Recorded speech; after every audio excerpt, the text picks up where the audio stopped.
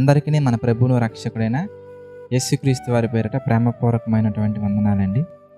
ప్రియులారా, మనం ఆది కాండం నుంచి అనగా ఆదాము నుంచి ఇప్పటి వరకు జనరేషన్స్ని మనం గమనించుకుంటూ వచ్చినట్లయితే కనుక ప్రస్తుత కాలంలో ప్రతి మనిషికి ఇంకొక మనిషి మధ్యలో ప్రేమ, అనురాగము, ఆప్యాయత, పరిశుద్ధత అనే విషయాలు అనేవి కనిపించడం అనేది చాలా రేర్ అండి, చాలా అరుదు. మరి ఏం కనబడుతున్నాయి అంటే ఒక మనిషికి ఇంకొక మనిషికి మధ్యలో డబ్బు, అసూయ, అవసరమైతే కొండాలు చెప్పటం, అవసరమైతే అసూయతో నిండుకొని ఎన్నో దుర్మార్గమైనటువంటి ప్లాన్స్ ఆలోచించే వాళ్ళని కోల్చటం, ఇలాంటివి మనకు కనబడుతూ ఉంటాయండి. అయితే ఇలాంటి సమాజంలో కూడా మనల్ని ప్రేమించేవారు మనకు ఉండడం అనేది నిజంగా చాలా గొప్ప విషయం అండి. ఒకవేళ దేవుని యొక్క మహాకృపను బట్టి, దేవుని యొక్క చిత్తాన్ని బట్టి మీకు కనుక అలాంటి వారు ఉన్నట్లయితే కనుక దయచేసి వాళ్ళని ఎప్పటికీ కోల్పోకండి. అయితే ఎంత ప్రేమించే వాళ్ళైనా కానీ మనం వాళ్ళని ప్రేమించకుండా వాళ్ళని ద్వేషిస్తూ ఉంటే కనుక, లేదా మన ద్వారా వాళ్ళకి ఏదైనా ఒక అవసరం లేకపోతే కనుక, లేదా మన ద్వారా వాళ్ళకి అపాయం ఉందంటే కనుక మేబీ వాళ్ళు మనల్ని ప్రేమించవచ్చు, ప్రేమించకపోవచ్చు, ప్రేమించే అవకాశాలు ఉన్నాయి, ప్రేమించకుండా ఉండే అవకాశాలు ఉన్నాయి. ఎలా అయిపోయింది సమాజం అనగానే పైకి మాత్రం hi friend, hi buddy, hello dude ఇలా మాట్లాడుకుంటుంటారు. కానీ తర్వాత మన దగ్గర నుంచి దూరంగా వెళ్ళిపోయిన తర్వాత వీడేంట్రా బాబు ఎలా ఉన్నాడు, వీడేంట్రా బాబు ఎలా తయారయ్యాడు ఈ మధ్య అని మన గురించి వేరే వాళ్ళకి చెప్పేవాళ్ళు మనకి ఎక్కువ కనపడుతుంటారండి. అందుకే కంటికి కనిపించేది ఒకటి, మనసులో ఉన్నది ఒకటి, బయటికి జరుగుతున్నది ఒకటి, లోపల జరిగేది ఒకటి. ఇలా ఉంది కాబట్టే దేవుడు ఒక మాట మనకి రాయించారండి. కొరింథీయులకు రాసిన మొదటి పత్రిక 7వ అధ్యాయం 31వ వచనం మనం గమనించినట్లయితే కనుక, ఏలయనగా ఈ లోకపు నటన, అంటే ఈ లోకంలో ఏం జరుగుతుందయ్యా అంటే నటన జరుగుతుంది. ఏంటి ఆ నటన అంటే, మనం బ్రతుకున్నప్పుడు ఒకలాగా ఉంటారు, మనం మరణించక ఒకలా ఉంటారు. కావాలంటే చూడండి, చాలా మందిని మనం గమనించవచ్చండి. బ్రతుకున్నప్పుడు వాళ్ళకి ఏమీ చేయరండి, వాళ్ళ కోసం కనీసం ఒక ఫ్రూట్స్ కానీ ఒక కోకోనట్ వాటర్ కూడా తీసుకువెళ్ళరండి. బట్ మరణించిన తర్వాత మాత్రం బొకేస్ తీసుకెళ్ళి వారి సమాధుల మీద పెట్టేసి చాలా చక్కగా ప్రేమను చూపిస్తూ ఉంటారండి. బ్రతుకున్నప్పుడు పలకరించరు కానీ మరణించిన తర్వాత ఏడుస్తూ ఉంటారండి. ఇదంతా కూడా ఒక రకంగా మనం ఆలోచిస్తే వాస్తవంగా ప్రేమపూర్వకంగా ఏడ్చేవారు ఉన్నారు, కానీ ఏడవకపోతే చుట్టుపక్కల వాళ్ళు ఏమనుకుంటారో అని ఏడ్చేవాళ్ళు ఉన్నారు. మనకి ఎక్కువగా ఎవరు కనబడుతున్నారు అనేది మీకే ఎక్కువగా తెలుసు, మీరు ఆలోచించండి.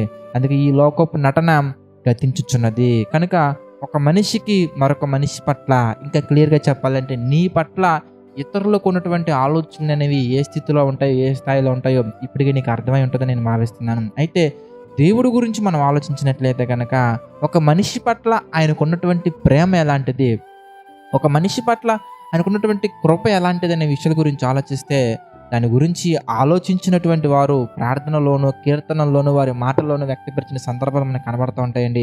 ఒకసారి మన కీర్తన గ్రంథం మనం చూస్తే 139వ అధ్యాయం మనం చూద్దాం. My dear brothers and sisters, 17వ వచనం కనుక మనం ధ్యానించినట్లయితే అక్కడ మరి దావీదు గారు మాట్లాడుతున్నారు ఏమని, దేవా నీ తలంపులు నాకెంత ప్రియమైనవి.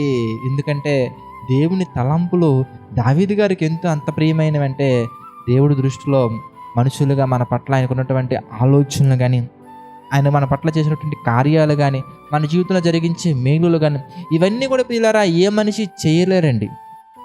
మహా అయితే మాట సహాయం చేయగలరేమో కానీ, మహా అయితే ధన సహాయం చేయగలరేమో కానీ, మహా అయితే ఇంకేదైనా వస్తు రూపంలో సహాయం చేయగలరేమో కానీ ప్రియులారా, మన ఆత్మకు మేలును, మన హృదయాన్ని మేలుతో నింపగలిగినటువంటి వ్యక్తి, మన హృదయంలో ఆనందాన్ని నింపగలిగినటువంటి వ్యక్తి అది కేవలం దేవుడు మాత్రమేనండి. అందుకే ఆ హృదయంలో ఆనందాన్ని, మేలులను మాత్రమే కాదు, దేవుడికి మన పట్ల ఎంత ప్రేమ ఉందనే విషయాన్ని దావీదు గారు ఒక్కసారి ఆలోచించి, ఆయన పరిశుద్ధాత్మతో నిండుకొనిన వాడే మాట్లాడుతున్న మాటలు కనుక మనం చూసినట్లయితే ప్రియులారా, వాటి మొత్తం ఎంత గొప్పది, వాటిని లెక్కించదనుకుంటున్నా అవి ఇసుక కంటెను లెక్కకు ఎక్కువై ఉన్నవి అని చెప్తున్నారు. అంటే వాటిని లెక్కిద్దామని చెప్పి ఒకవేళ ప్లాన్ చేసుకుంటే మనుషులు మన పట్ల చూపించే ప్రేమ ఇసుమంత కూడా ఉంటుందో లేదో మనకు తెలియదు, ఇసుక రవ్వంత కూడా ఉంటుందో లేదో మనకు తెలియదు. కానీ దేవుడు మన పట్ల చూపించే ప్రేమ కానీ, ఆయనకి మన పట్ల ఉన్న తలంపులు కానీ లెక్కకు ఇసుక కంటే ఎక్కువగా ఉన్నవి. మీకు క్లియర్గా ఇంకా బాగా అర్థం కావాలంటే ప్రియులారా, ఈ డైలీ డివోషన్ ఈ వీడియో అయిపోయిన తర్వాత ఒకసారి మీరు ఏం చేస్తారంటే, ఈ 139వ అధ్యాయం ఒకటో వచనం నుంచి చివరి వచనం వరకు ఒకసారి చదవండి. దేవుడు మన పట్ల ఎంత ప్రణాళిక కలిగి ఉన్నారు, మనం అంటే ఎంత ఇష్టం ఆయనకి మనకు అర్థమవుతుందండి. చూద్దాం, మామూలుగా ఒకసారి మనం చూద్దాం. 139 ఒకటో వచనం నుంచి మనం చదువుకుంటూ వెళ్తానండి. యెహోవా, నీవు నన్ను పరిశోధించి తెలుసుకుని ఉన్నావు, నేను కూర్చుంటుట నేను లేచుట నీకు తెలియను. ఎవరిని అంత బాగా మనల్ని అబ్జర్వ్ చేసేది? మనం అంటే ఎక్కువ ప్రేమ కలిగిన వారే మనల్ని అబ్జర్వ్ చేస్తారండి. మనం అంటే ఎక్కువ ప్రేమ కలిగినటువంటి వారు ఏం చేస్తారంటే, మనం ఏ కలర్ షర్ట్ వేసుకుంటామో తెలుసు, మనం ఏమి తింటామో తెలుసు, ఏమి తాగుతామో తెలుసు, మనం ఎప్పుడు ఏ వర్క్ చేస్తామో తెలుసు, మన టైం టేబుల్ అంతా కూడా 100కి 50% వాళ్ళకి తెలిసిపోతుంటుందండి. ఏ సమయంలో ఏ డెసిషన్ తీసుకుంటా కూడా వాళ్ళకి తెలుస్తుంది. ఎందుకంటే మనల్ని అంత ప్రేమించారు కనుక. అయితే దేవుడికి డెసిషన్స్ మాత్రమే కాదండి, ఏ టైంలో ఏం చేస్తాం మాత్రమే కాదండి. మీరు చూస్తే కూర్చోవటం ఉంచోవటం కూడా తెలుసు. అంటే ఎంత కీన్ అబ్జర్వేషన్తో కూడినటువంటి లవ్ అండి. ఇంకా మీరు చూస్తానండి, నాకు తలంపు పుట్టక మునిపే నీవు మనసు గ్రహించుచున్నావు, నా నడకను నా పడకను నీవు పరిశీలన చేసి ఉన్నావు, నా చర్యలన్నిటినీ నీవు బాగుగా తెలుసుకొని ఉన్నావు. యెహోవా, మాట నా నాలుకకు రాకమునిపే. ఎంత ప్రేమిస్తున్నాడండి మన దేవుడు. అంటే మన హృదయంలో మనకి ఏం కావాలి అనే విషయాలు అనేవి మనకు ఒక తలంపు పుట్టక మునిపే మన మనసును ఐడెంటిఫై చేస్తున్నారంటే సచ్ గ్రేట్ లవ్ అండి దేవుడిది మనకి. కొంతమంది మనలో ఉన్నటువంటి ఇతరులకు తెలియచేస్తే, అది వాళ్ళకి నచ్చితే, అది వాళ్ళకి ఇవ్వగలిగితే ఇస్తారు, లేదంటే మనల్ని తిడతారండి. మన దేవుడు అలా కాదు ప్రియులారా. మనకేం కావాలో మీ పరలోకపు తండ్రికి ముందుగానే తెలుసు. ఎంత తెలుసు అయ్యా అంటే, మనం పడుకోవటం, నడవటం, మన పడక, మన ఆలోచనలు, మన ప్రతి ఒక్కటి కూడా దేవునికి తెలుసండి. అలా మీరు చదువుకుంటూ వస్తే దేవుడికి మన ఎడల ఉన్న తలంపులు ఎంత గొప్ప మీకు అర్థమవుద్దండి. ఒకవేళ నిజంగా ఒక్కొక్క వచ్చినాన్ని మీరు జస్ట్ లైక్ దట్ చదువుకుంటూ వెళ్ళకుండా ఒక్కొక్కటి మీరు ఆలోచించుకుంటూ వెళ్ళండి. ఆలోచించుకుంటూ దేవుడు మీ జీవితాలలో చేసినటువంటి మేలులు కూడా ఒకసారి తలంచుచు వెళ్ళండి. మీకు తప్పకుండా దేవుని యొక్క తలంపులు ఎంత గొప్ప మీకు అర్థమవుతాయండి. మనం ప్రేమించాం కాబట్టి ఆయన మనల్ని ప్రేమించలేదండి. యోహాను గారు రాసిన మొదటి పత్రిక 4వ అధ్యాయం మనం గమనించవచ్చు. ఆయనే మొదట మనలను ప్రేమించను. దేవుడే మొట్టమొదటిగా మనల్ని ప్రేమించాడు. ఆ ప్రేమను మనం గుర్తించిన తర్వాత ఆయన అంటారు, నేను నిన్ను శాశ్వతమైన ప్రేమతో ప్రేమించుచున్నాను. అంత గొప్పగా ఆయన మనల్ని ఆశీర్వదిస్తారండి. కనుక మనం ఆయన పట్ల ఏం కలిగి ఉండాలి? ఎందుకంటే కృతజ్ఞతాభావం కలిగి ఉండాలి. అందుకే ప్రతి విషయం ఉందని మనం ఏం చేయాలి? కృతజ్ఞతాస్తుతులు చెల్లించాలి.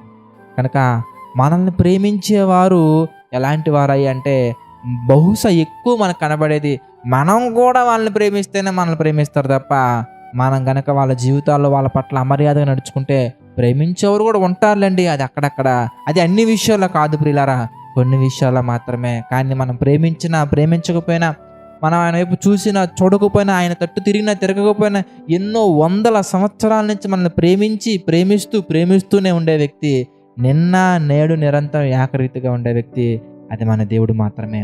ప్రార్థన చేసుకుందామండి. సకల ఆశీర్వాదములకు కారణభూతులైన మా తండ్రి, అనేకమైన విషయాలు మాకు తెలియచేస్తూ మమ్మల్ని తండ్రి వాక్యానుసారంగా బ్రతికేలా మా తండ్రి పురుకొల్పుతూ మీ కొరకు సిద్ధపరుస్తున్నటువంటి ప్రతి విషయాన్ని బట్టి, ప్రతి అవకాశాన్ని బట్టి దేవా కృతజ్ఞతాస్తుతులు చెల్లించుకుంటున్నాము తండ్రి.